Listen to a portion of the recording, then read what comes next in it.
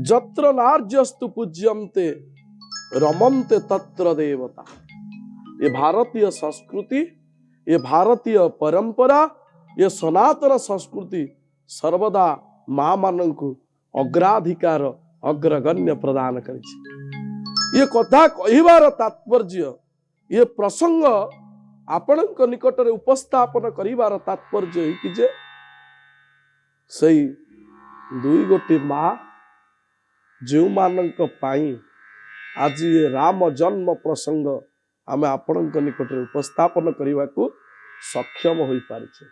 गोटिए माँ जे कि आपणकर जेतेबेले जानिबाकु पाइछि जे राति पाइले ग्रह दोष जनित कष्ट जोगु मोर पुत्रर मृत्यु घटिबो बा पुत्रर जेतेबेले सिंहासन रे पुत्र अधिवेशन करिवो बा राजाभिषेक हेबो सेतेबेले तार अनेक क्षति हेबो। तेणु से माँ आज अनेक प्रकार बाहाना सृष्टि करिछि, अनेक प्रकार व्यवस्था सृष्टि करिछि एवं आज भी मध्य जनमानस से माँ को घृणा चक्षुरे देखे जे कौन कला से कैकेयी दशरथंकर पत्नी जे कि पुत्र को 14 वर्ष राम भलिया पुओ को वनवास पठेई देला, किंतु तार तत्व बुझिबार अछि, ता भीतर जो गूढ़ तत्व रहिछि जे काहेकि से पुत्र को से 14 वर्ष वन को पठाइतिला। जदि वन को पठाई न थांता तेबे आज दुराचारी पापी रावणर मृत्यु कौन घटितांता। आउ गोटिए माँ आज ढू ढू वर्षा काचुछि, आज ढू ढू वर्षा बरसी जाउछि, तुहा को तुहा पवन बिजुलीर जो चमक ता भीतर तिले मात्र खातिर न करी पत्नी विरह पागल प्राय व्यक्तिटीए आसी आपणकर पहुंची जाइछि जल रे पहरी पहरी नदीर जल को मध्य से भय करी नाही, से पहुंची जाइछि तार पत्नी जतले पिता गृह को आसीचंती, पितांकर पत्नींकर पिता अर्थात ससुर घर निकट रे पहुंची जाइछि एवं ताकू देखी पत्नी आज धिक्कार करिछंती।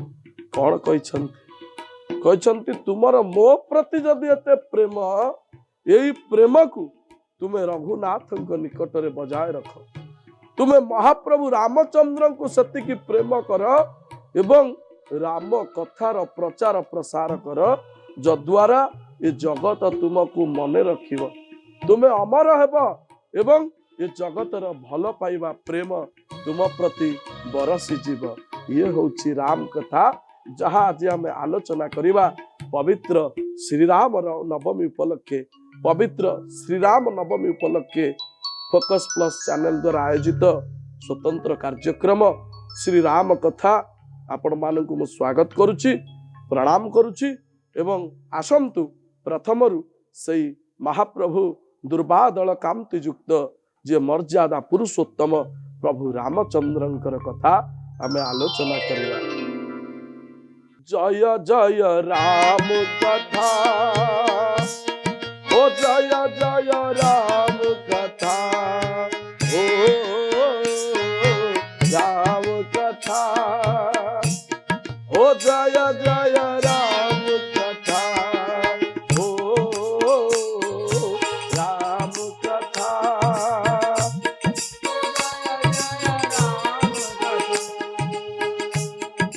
जिसे श्रवण कर मिट जाती है, जिसे जन्म जन्म के व्यथा, ओ जय जय राम कथा,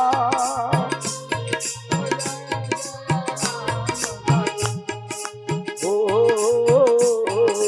राम कथा,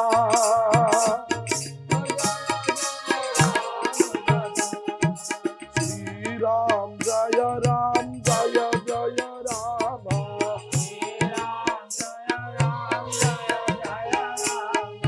संकट मोचन जय हनुमान,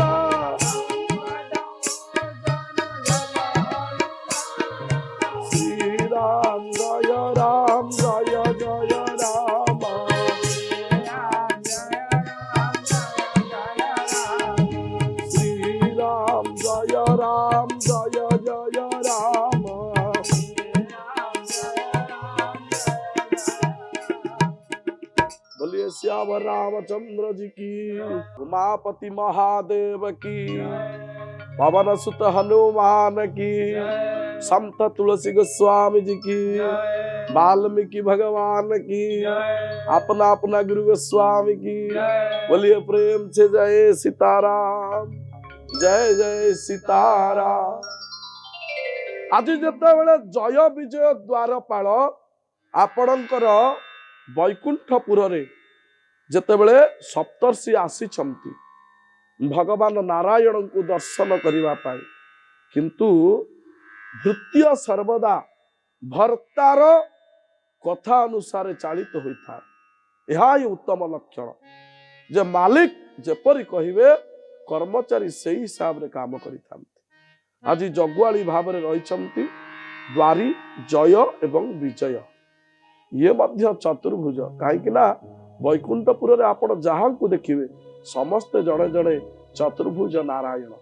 आज जेतेबेले सप्तर्षि आसीछंती प्रभु को दर्शन करिवा पाई एवं जय विजय सेमानंकु भीतर को जीवा पाई अनुमति प्रदान करिनाहंती, सेतेबेले सेमाने रागी जाइछंती। कहीं साधारणतः जोटी ज्ञान सेठी क्रोध, कहीं ज्ञानी लोक माने बेले बेले क्रोधी होता। तेणु जय विजय आज कौन होइछंती ना अभिशाप ग्रस्त होइछंती, असुर जोनि प्राप्ति होबार अभिशाप आपणकर पाइछंती। तेणु प्रभु सेतेबेले आसीछंती एवं प्रभु मध्य जय विजय को कथा देइछंती जे जेतेबेले तुमे माने चारि जन्म नेब सेतेबेले मु तुमको तारण करिवा पाई तुमर पृथ्वी पृष्ठ रे मध्य अनेक अवतार माध्यम रे जन्म ग्रहण करिवे।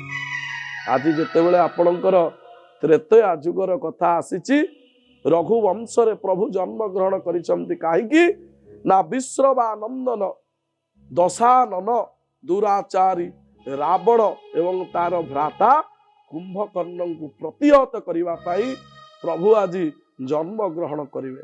एपटे राजा दशरथ अभिशाप पाइछंती।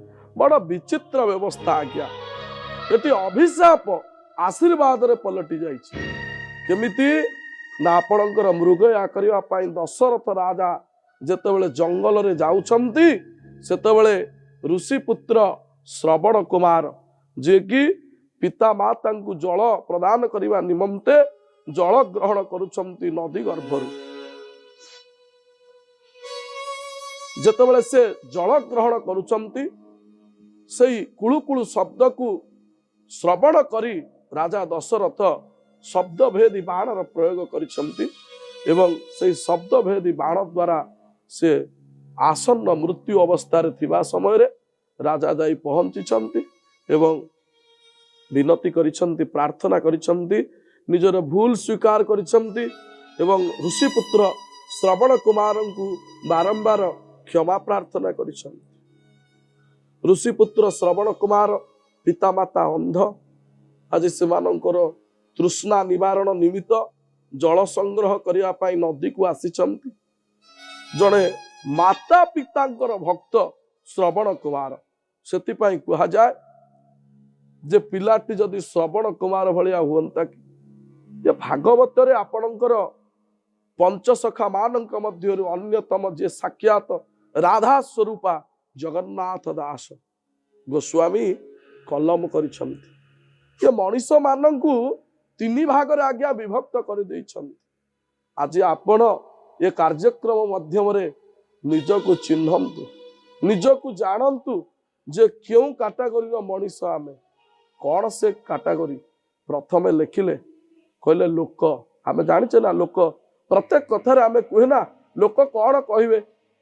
आज्ञा से लोकों को कथा जगन्नाथ दास भागवत रे कलम करिछंती। लोक होइबे कळबळ गोविंद नासिबे भुवन मंडल गोविंद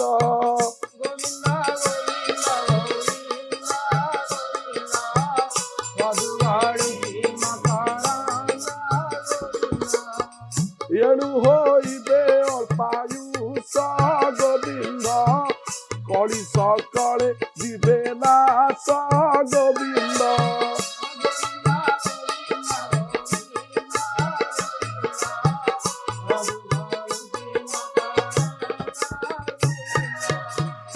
स्वामीजी कलम कले जे लोक होइबे खल बल नासिबे भुवन मंडल एणु होइबे अल्पायुष कली सकले जीवे नाश। जे लोकंकर काम है कौन ना निजर उन्नति चिंता न करी निजर भूल को स्वीकार न करी निजको परिमार्जित न करी सदा सर्वदा अन्यर छिद्र को खोजी बुलिबा अन्यर भूल को खोजी बुलिबा अन्य को किपरि हैरान हरकत करिबा। एठी पर आपणा भेदभाव सृष्टि करती किए ना लोक। तेणु एमाने अल्पायुष हेबे एवं ये कली जुगरे समस्ते नाश जीवे। तेबे आउरी कौन रहिला आउ गोटे भाग रहिला मनुष्य। आमे कथारे कुए ना मो पिलाटी को टिके आशीर्वाद करंतु से किपरि मनीष होई जाऊ। कौन से मनीष मनुष्य देह दिव्य ज्ञान गोविंद देखी संतोष भगवान गोविंद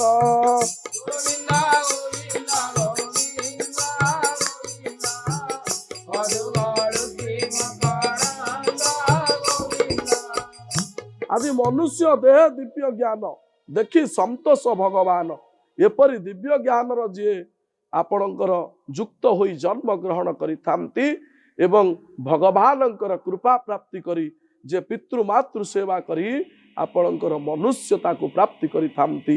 एवं आउ गोटे होचंती महामानव जहांकर कथा आमे आलोचना करूचे त्रेतया जाई द्वापर जाई आज कली युग आसी अछि किंतु राम नामर महिमा राम नामर गरिमा राम नामर जो रही आपणकर तात्पर्य ता आज मध्य जनमानस रे गुंजरण होउची एवं आगकु मध्य हेउतिबो।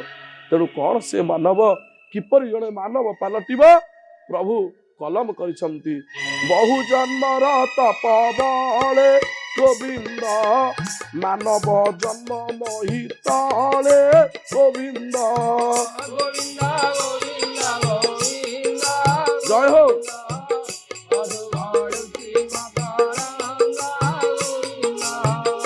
बहु जन्मर तप बळे मानव जन्म मोहितळे अनेक जन्म धरी तपस्या करिवा द्वारा जड़े मानव पदवाच्य होता है जहाँ यही रामायण रे मध्य वर्णित। प्रभु तो जन्म ग्रहण करिवे किंतु प्रभुंकर जन्मर ढेर पूर्वरु गोटे दस्यु जे कि प्रति समय रे तार कार्य होची समस्तंकु निहत करी तांको पाखरे थिबा समस्त धन रत्न को लुटि नेवा। आज आसीचंती किए ना देवर्षि नारद पचारुचंती दस्यु को रे दस्यु तू ए जो लोक मान को हत्या करी जो पाप करूचु काहे की करूचु। दस्यु उत्तर देउची आज्ञा पेट पोषिबा पई कार्य मु करूची मोर घरे पिला छुआ बापा माँ रहिचंती सेमानंकर भरण पोषण पई मु एभली कार्य करूची ना ठीक अछि तू मते गछरे बांधी दे तू जा तो घरे तो पिता माता पुत्र समस्त को पचारिबु जे मु तुम मानंकर भरण पोषण निमित्त एभली कार्य करूची जे तुमे माने मोर जो पाप अर्जित होउची सेतिरु भाग नेब कि।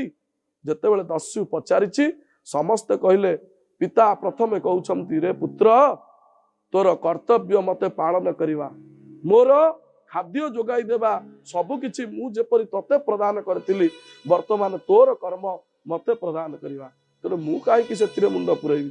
अनुरूप माता पत्नी समस्ते कहिसंती पलटि जाइछि मन बदली जाइछि हृदय एवं फेरी आसीछि ऋषि पाखक आपणकर दस्यु हाथ जोड़ी देइछि पचारिछि हे महामानव हे महामुनि मोर मार्गदर्शन करंती मार्गदर्शन करिसंती कहिसंती तू राम राम जप कर जहाँ में आलोचना करिछे अनेक समय रे जे राम नामर महिमा केते राम नामर गारिमा केते कहीं ना जीवटे ता जीवन काल भितर अनेक देवादेवी को पूजा करुले भी मध्य महाप्रयाण समय रे केवल से राम नामर महिमा गाई उठे राम नामर तात्पर्य थाए जो कह जाए राम नाम सत्य है काले मृत्यु पर जीवटे जदि तार प्राणवायु रही ना केउटी टिके श्रवण कले ताकू मोक्ष प्राप्ति हेब।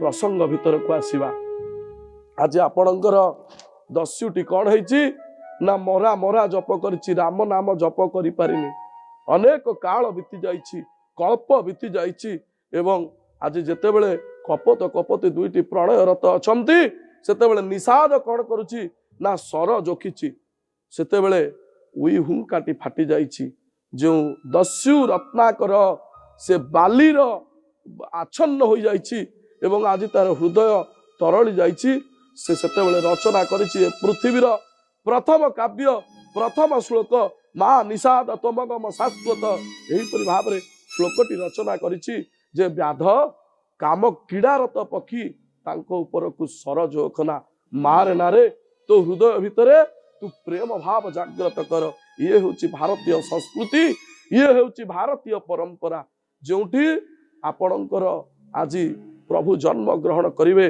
जे कि आपणकु रामायणर प्रत्येक कांडरे शिक्षा देइछंती प्रेम कौन मर्यादा कौन परिवार कौन भृत्य भर्तार संपर्क कौन मित्र आउ शत्रुर संपर्क कौन राजनीति कौन तेणु ये प्रभु रामचंद्र जे कि जन्म ग्रहण करिछंती रावण कुंभकर्ण जे कि जय विजय तांकर तारण करिबा निमंते आपणकर धरा पृष्ठरे आज प्रभु आसीबा पूर्वरु आसी जाइछंती शंकर भगवान एकादश रुद्र अवतार रे एवं जतेबेले आपणकर श्रवण कुमार प्रसंग आम आलोचना करुतिले दशरथ राजा जतेबेले पहुंची जाइछंती श्रवण कुमार कहिछंती जे हे राजन आपण तो मते बद्ध करिछंती किंतु मोर पिता माता जे कि अंध अंधुणी से माने तृष्णारे पीड़ित तेणु ये जल नहीं आपण तांका पाखरे पहुंचाई देबे एवं मोर एई भली जो निहत संवाद ताहा मध्य प्रदान करिबा हेबे। आज राजा दशरथ पहुंच जाइछंती अंध मुनि निकटरे एवं तांको आपणकर से जल प्रदान करी समस्त वृत्तांत कहिछंती एवं ए वृत्तांत श्रवण करिया परे आपण भी चिंता करंतु कौनसी जने पिता तांको निकटरे तांको पुत्रर बद्ध करिथिबा व्यक्ति आसी खबर प्रचार प्रसार करछिबा खबर प्रदान करछि जे मु आपणक पुत्र को बद्ध करछि तेबे से कौन करिवे प्रथमे ताकू तो बद्ध करिवे नचेत ताकू अभिशाप देवे ताहा ही होइछि आज्ञा अभिशाप पाइछंती ऋषि अभिशाप दैछंती हे राजन तुमे जेपरी मोर पुत्र को मु तार शेष समय रे देखि पारिली नाही तुमे मध्य अनुरूप तुमर मृत्यु समय रे तुमर पुत्र मुख देखि पारिबो नाही हसुछंती राजा कांदी पकाउछंती एवं हसुछंती भी मध्य कहउछंती हे ऋषिवर मोर कोनोसी संतान नाही मु गोटे निसंतान राजा आपण आज जो अभिशाप प्रदान कले ताहा फलप्रद हेब नाही ना राजा मु तते शेष समय रे टिके देखिबा को चाहूची सेतेबेले तांको प्रभुंकर आशीर्वाद नारायण आशीर्वाद चक्षु प्राप्त होइछि एवं से दशरथ राजा को दर्शन करिसंती एवं पुत्रेष्टि यज्ञ करिवार प्रयोग विधि कहिसंती एवं से प्रयोग विधि अनुଯାयी राजा दशरथ आपणकर पुत्रेष्टि यज्ञ करिसंती एवं यज्ञरु जात चरु आपणकर जहाँ रही दुई भाग चरु नहीं आसीछंती राजा गोटे चरु देइछंती माँ कौशल्या आउ गोटे चरु देइछंती माँ कैकेयी एठू आरंभ होछि परिवार भावर कथा परिवार मध्य प्रेमर कथा आज समाज रे आम जदि देखिबा परिवार रे परस्पर मध्य शीतल युद्ध चली किंतु सेदिन त्रेतया जुगरे जेतेबेले कौशल्या को गोटे चरु मिली से कौन करिसंती ना सान भौणी स्वरूपा सान राणी सुमित्रा को तांको चरु किछि देइछंती अनुरूप माँ कैकेयी मध्य तांको चरु किछि प्रदान करिसंती जहा आपणकर 4 जन पुत्र संतान जन्म ग्रहण करिसंती प्रभु श्री राम जी लक्ष्मण जी भरत जी एवं शत्रुघ्न जी 4 जन जेहेतु रामंक अंशरु किछि प्राप्ति होइछि काहाकू आपणकर कौशल्यां ठारू प्राप्ति होइतिबा चरुरु सुमित्रा को तेणु सी हेले लक्ष्मण जे कि राम लक्ष्मण सर्वदा एमानंक भितरे गोटे भाव रही एवं एपटे भरत आउ शत्रुघ्न तांको मध्य भाव रही आज प्रभुंकर जन्म होछि प्रभु जेतेबेले जन्म ग्रहण करिसंती सेतेबेले सूर्य महाप्रभु जहांकर वंशरे प्रभु जन्म ग्रहण करिसंती से आज चमकुचंती प्रभु जेतेबेले जन्मग्रहण करचंती सूर्यवंशी रघुवंशी प्रभु रामचंद्र। कौन होइछि अयोध्या? आज अयोध्यापुर हसरे खुशी रे आनंद लहरी रे प्रकंपित होउछि। समस्ते गाई उठुचंती भय प्रकट कृपाला दीन दयाला कौशल्या हितकारी हर्षिक महतारी मुनि मनहारी अद्भुत रूप निहारी। श्री राम जय जय राम संकट मोचन। श्री राम जय जय राम लो अभिरामा मनु घन श्यामा निज आयुध भुजचारी लोचन वन माला नयन विशाला शोभा सिंधु करारी। श्री राम जय राम हरि बोल हरि बोल। श्री राम जय जय राम श्री राम जय जय राम। बोलिए श्याम रामचंद्र जी की, उमापति महादेव की। एपटे जेतेबेले प्रभु जन्म ग्रहण करिसंती शंकर भगवान आज मांकड़ नचैबा वाला होई प्रभु हनुमंत को सजैचंती गोटे छोट मांकड़ बा बानर आसीचंती प्रभु को दर्शन करिया पाई। एठी भी मध्य हरिहर भेट कहीं से हरि आउ हर जी कि तत्व ज्ञान को आम जदि देखा तेबे ये शरीर आउ प्राण ये दुईटे हूँ हरि आउ हर ये होचंती शिव आउ शक्ति। एठी शक्ति बिना शिवंकर सत्ता नहीं कि हरिंक बिना हरंकर सत्ता नहीं। प्रभु पूरा सर्वदा अष्टांग योग रे जप करुथांती कौन ना से राम नाम। ये हूँ राम कथा। जय जय राम कथा ओ जय जय राम कथा ओ राम कथा।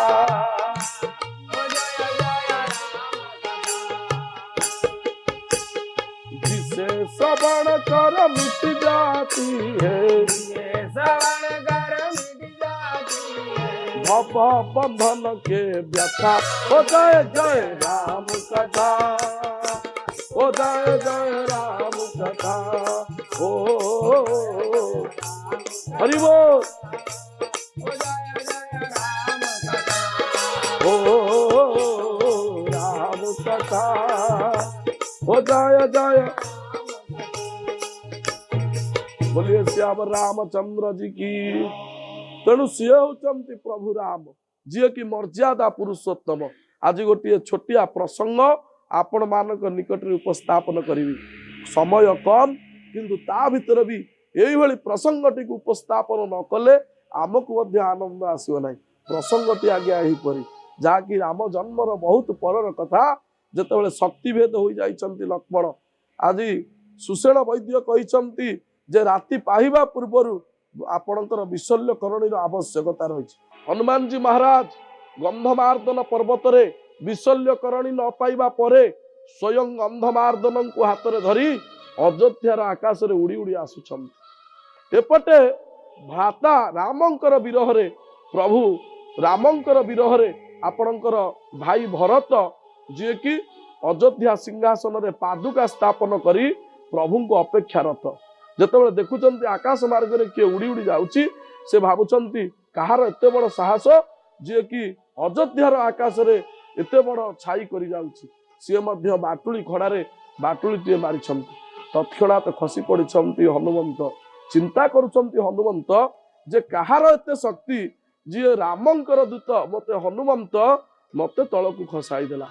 एपटे आपणकर भरत चिंता करुछंती जे से किए एते शक्ति तार जे भरत बाटुली बंची गला। परवर्ती समय जानिबा को पाउछंती जे ये रामदूत हनुमान परस्पर को कोलाग्रत करुछंती।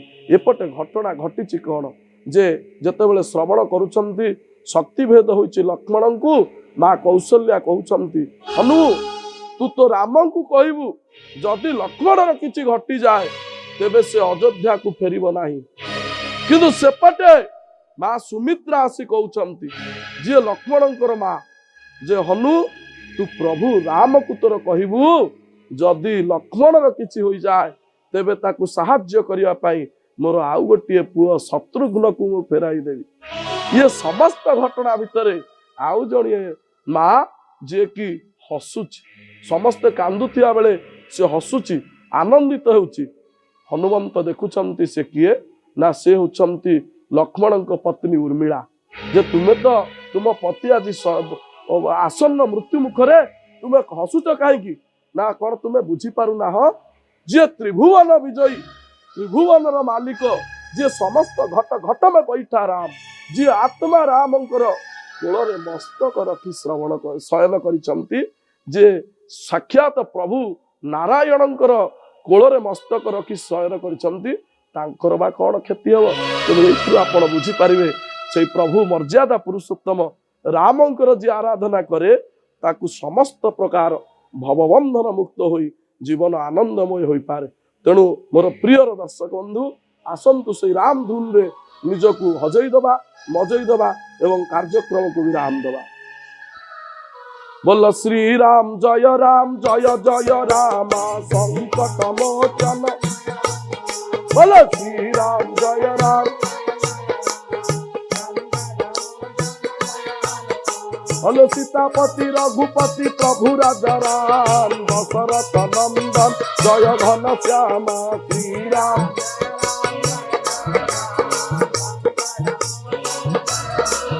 बोलो श्री राम जय राम संकट मोचन जय हनुमान।